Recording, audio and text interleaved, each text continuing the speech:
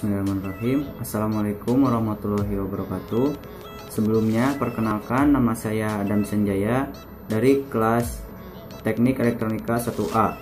Nomor induk mahasiswa saya 2002010044. Di sini saya akan mensimulasikan penguat tegangan common emitter pada perangkat lunak Proteus untuk memenuhi tugas praktek mata kuliah rangkaian elektronika. Kita langsung saja ke video penjelasannya. Bismillahirrahmanirrahim. Di sini saya akan menjelaskan bagaimana cara mensimulasikan rangkaian penguat tegangan common emitter pada perangkat lunak Proteus. Nah, yang pertama-tama kita buka terlebih dahulu perangkat lunak Proteusnya. Nah,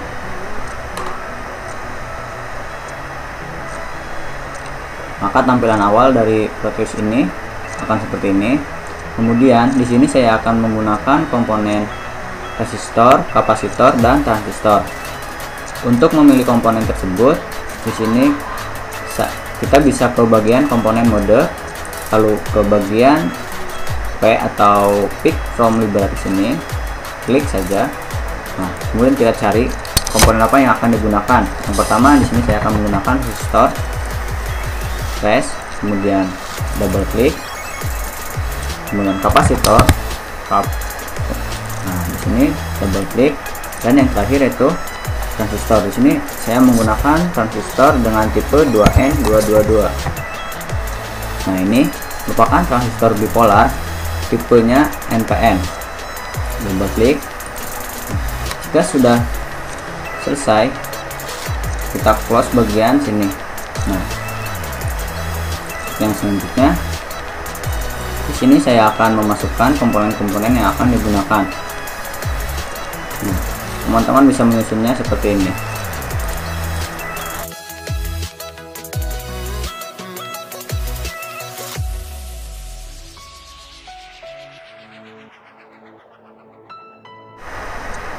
Nah, jika sudah seperti ini, maka di sini saya akan merapikannya dan akan merotasi beberapa bagian.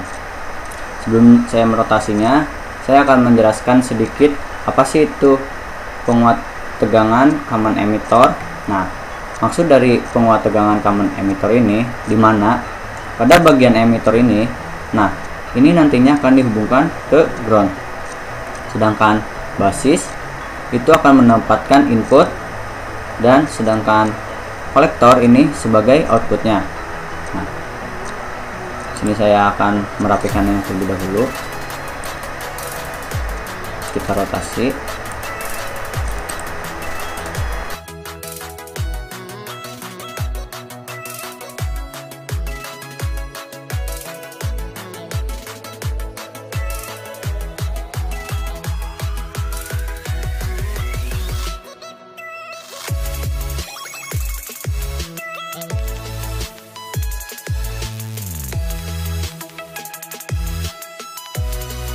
Sudah seperti ini. Sini saya akan menghubungkannya. Nah, kenapa dinamakan common emitter tadi? Nah, di sini basis nantinya akan mendapatkan input. Nah, ini simpan terlebih dahulu, simpan. Nah, kolektor ini nantinya sebagai output. Nah, ini kolektor output ke kapasitor.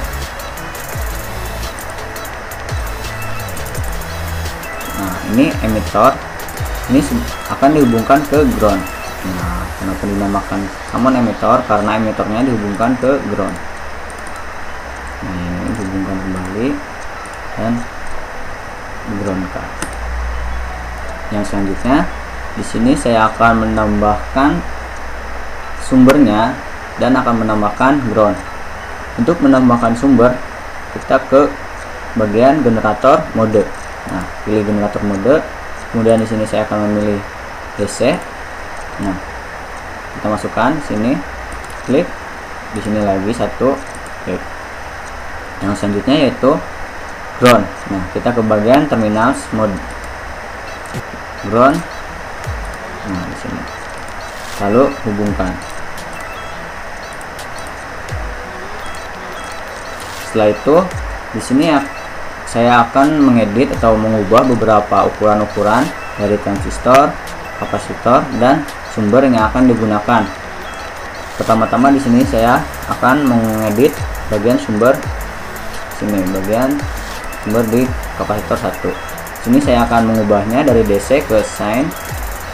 Kemudian frekuensi yang akan saya gunakan yaitu sebesar 100 Hz. Nah, ini selesai.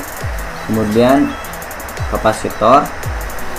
Nah, kapasitor ini yang akan saya gunakan, kapasitor 1 dan kapasitor 2 berukuran 1 mikrofarad. Nah, ini juga diganti. Yang selanjutnya yaitu di sini saya akan mengubah beberapa nama terlebih dahulu, yaitu ini R3 yaitu sebagai RC, ganti karena tahanan ini merupakan tahanan dari kolektor. Kemudian yang ini RE karena merupakan tahanan dari emitor. Selanjutnya saya akan mengubah ukurannya. Yang pertama R1 ini yaitu sebesar 68,25 kilo ohm. Nah, selanjutnya yang R2 sebesar 6,75 kilo ohm. Selanjutnya kapasitor yang RC atau kapasitor kolektor ini berukuran 3,75 kilo ohm. Selanjutnya yang RE ini sebesar 375. Nah, ini R5 bisa kita ubah yaitu RL tetap sebesar 10 kilo ohm. Nah, di sini saya akan memasukkan sumbernya yaitu sebesar 15 volt. 15 volt, dan di sini saya akan ubah juga, double klik di bagian ground, kita pilih GND, lalu oke. Nah, jika sudah seperti ini, saya akan merapikannya kembali yaitu dengan cara menghilangkan tulisan teks ini ke bagian template, kemudian set the same defaults, kemudian centang ini saya hilangkan. Nah, maka akan seperti ini, akan terlihat lebih rapi. Yang selanjutnya, jika sudah seperti ini, di sini saya akan menampilkan bentuk gelombang dari rangkaian penguat tegangan common emitter ini ke alat yang bernama osiloskop. Nah, untuk menambahkannya kita ke bagian sini, virtual instruments mode. Nah, ke sini terus kita pilih osiloskop. Kita masukkan. Nah, tempatkan berada di sini. Kemudian saya akan menghubungkan terminal A ini yang warna kuning ke bagian output, terminal B ke bagian inputnya. Nah, jika sudah selesai seperti ini, di sini saya akan menampilkannya atau saya akan mensimulasikannya yaitu dengan cara menekan di bagian pojok kiri bawah. Nah, di sini di bagian play kita mulai saja play. Nah, maka akan muncul bentuk gelombangnya.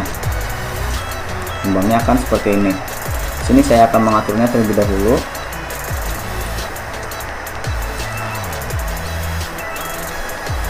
Sini saya atur terlebih dahulu.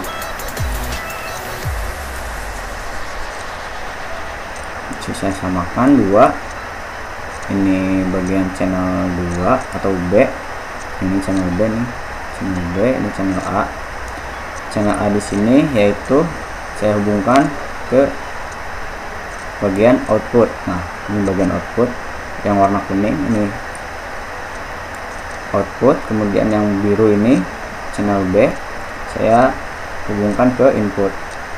Nah, kenapa pada gambar grafik ini terdapat sebuah perbedaan di mana input lebih kecil dibanding output? Karena pada bagian input ini belum mengalami penaikan tegangan. Nah, sedangkan pada bagian output ini sudah mengalami penaikan tegangan oleh transistor. Nah, di sini saya akan menjelaskan beberapa komponen, di mana yang pertama yaitu kapasitor C1 ini dan C2 ini digugakan untuk memisahkan sinyal AC dari tegangan DC, atau bisa juga disebut kapasitor ini sebagai kapasitor coupling. Nah, kemudian R1 dan R2 ini merupakan rangkaian pembagi tegangan, di mana R1 ini digunakan untuk bias maju. Nah, sedangkan R2 digunakan untuk pengembangan bias. Nah, dari bias maju ini lalu dikembangkan oleh R2. Kemudian pada bagian RC, nah RC ini sebagai beban untuk menahan tegangan dari sumber ke kolektor. Sedangkan RE, nah RE ini atau tahanan di bagian emitor digunakan untuk stabilitas panas.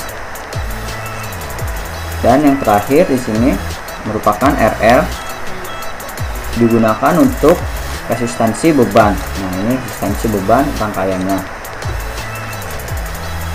Ya, mungkin itu penjelasan dan simulasi mengenai penguat tegangan common emitor. Untuk lebih lanjutnya, teman-teman bisa melihat video saya sebelumnya. Teman-teman bisa mengklik link di bagian kanan atas untuk info lebih lanjut mengenai common emitor, common basis maupun common kolektor. Nah, sekian, mohon maaf apabila dalam penyampaian video saya ini terdapat banyak kesalahan. Wassalamualaikum warahmatullahi wabarakatuh.